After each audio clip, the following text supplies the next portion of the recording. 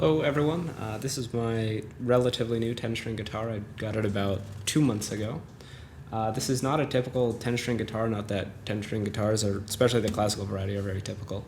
It uses a non-standard tuning that is customized to what I particularly wanted in a 10-string guitar. I wanted more flexibility as well as range. I didn't just want more extra bass notes. And one of the key things to that is this high A string right here. Ordinarily for like this note, that's pretty far up, and you don't really have a lot of access to some of the very easy chords that you have up at the top of the guitar right here. But with this high A string, you have all those notes right there. You can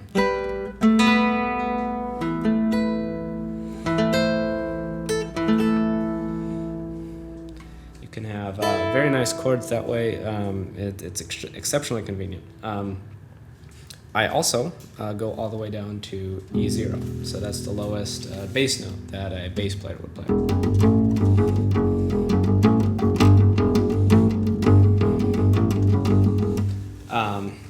So this big range is something that I wanted, and it's something that I accomplished. There are a few problems with this though, as far as, I mean, they're just kind of intrinsic to guitars that are this big.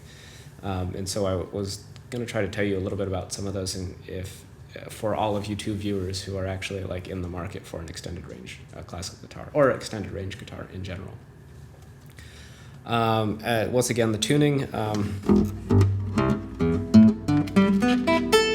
So basically standard guitar tuning in the center, and then I have this low E, and then you can do whatever you want with these strings. Right now I have them as a G, C, and standard E, but obviously that gets moved around quite a bit depending on whether I want an A here, for example, or maybe I want a D here.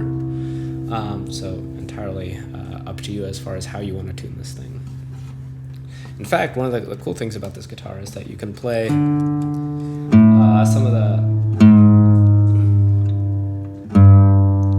pieces that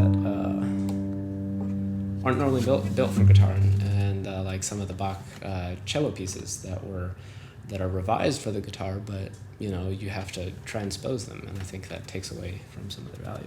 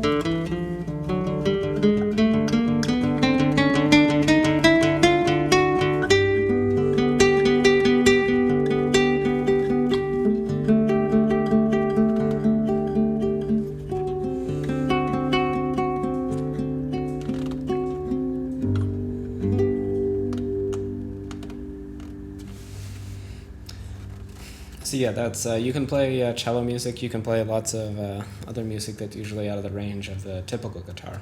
The strings here are a total mix. Honestly, I don't remember what they are. This is an Aquila set. This is also an Aquila string. The middle two are probably Aquila. I mean, everything else is probably Aquila.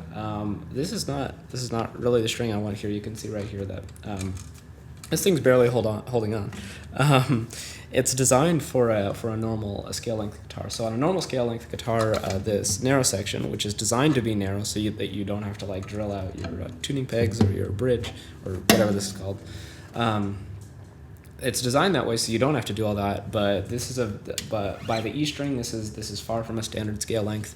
The A string is a little shorter than a standard scale length, but by the time you get to the E, it's very much longer. So this is not what I want here. Unfortunately, Aquila is having trouble just because of COVID, so I can't get strings from them at the moment, at least custom strings.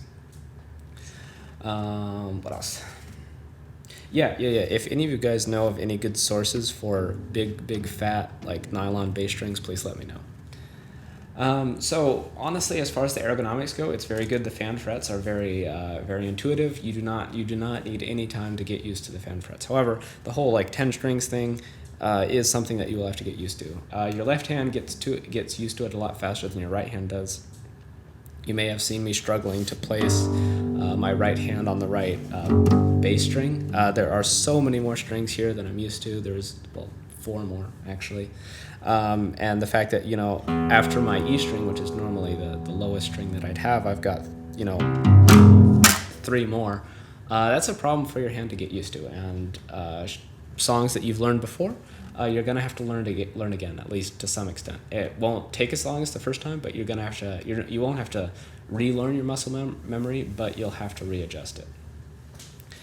So things that I'd consider and things that you should consider if you do get one of these, or if you're getting an extended range guitar in general. Doesn't have to be 10 string, could be 11, could be 7. If you do have more than 8 strings, or 8 or more, consider having tighter spaced basses and normal space trebles. The reason for this is that your fingers are just not long enough to bar. So I can bar how much is 10? 7 strings, but not really 8. And I have not been able to figure out how I could possibly bar that 8th string, just because you have this. I mean, just look at your finger. Like there's this like fleshy part right here that goes in. So your mileage may vary depending on how long your fingers are. But don't expect to bar this entire thing, even though, it looks like my finger might be long enough, but you don't have good contact over here. And I can't figure out how to get that contact. So that's why I suggest that you might have tighter spaced bass strings, just so that you have less stuff to reach over. Now, I don't suggest that for the treble strings, just because you really need that space between strings to really get good pull-offs. If you don't have that space, then you're going to inevitably run into this other string when you start doing these pull-offs. And that's not going to sound very good. So if you have to keep the string ringing, for example, if it were any closer together, I would have a lot of trouble getting nice tone on the pulled-off note as well as the upper string. So that's why I wouldn't, but usually you're not doing that quite as much on the bass strings, and the bass strings are easier to get good tone on, even if you're not strictly pulling this way, but pulling sort of up. So the bass strings are less important. I would get more frets. This is only 16 frets right here. I would go up, I can get up to that note thanks to my A string. But I would like to go higher. In fact, to play some Arvo Part pieces, I would like to go even higher to a 20th fret on the A string. It's just nice, more flexibility. The tone that you get on this string is never going to be the same as the tone you get on this string. So that's why it's always nice to have the option to go up to very high notes on the E string, even though you technically do have this A string for it. Honestly though, 7-string guitars are just fine. As far as classical repertoire is concerned, this low C is about all you're gonna need. A high A is always useful though, so if you do get 8 strings, I would not suggest going to G, but I'd rather going up to A. I think the design with the high A has a lot more utility than just having extra bass strings. This design was chosen, there's a lot of strings here. I was originally looking at a harp guitar, but I think this design has a lot more general purpose utility, as you can use these low strings to access low notes from very high positions on the fretboard, which is useful when you're playing, very high chords up here and you want a bass note. Yeah, that's about it. I'm hopefully recording some few things that I'll independently that I'm going to be publishing shortly. So you can look forward to that. As for Battlefield content or Call of Duty content, I have no idea when that's coming.